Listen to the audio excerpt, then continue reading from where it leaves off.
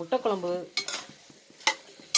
புளிக்குழம்பு, கறி குழம்பு இதெல்லாம் போடுற உருளைக்கிழங்கு டேஸ்ட் நல்லாயிருக்கும் எடுத்து சாப்பிட்றதுக்கு. இந்த முட்டையோட டேஸ்ட் தான் அந்த உருளைக்கிழங்குல சேர்ந்து அவ்வளோ அருமையாக இருக்குது சாப்பிட்றது. ஆனால் அந்தளவுக்கு உருளைக்கிழங்கு போட்டால் டேஸ்ட் நல்லா தான் இருக்கும்.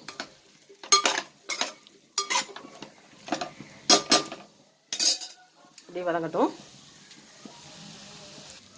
தேங்காய்,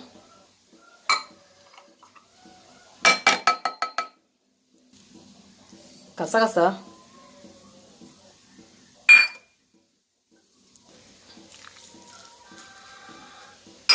நல்லா மையாக அரைச்சிக்கலாம். தேங்காய் கசகசா நல்லா மையாக அரைச்சாச்சு. தக்காளி நல்லா சொருள வதங்கிடுச்சு. உருளைக்கிழங்கு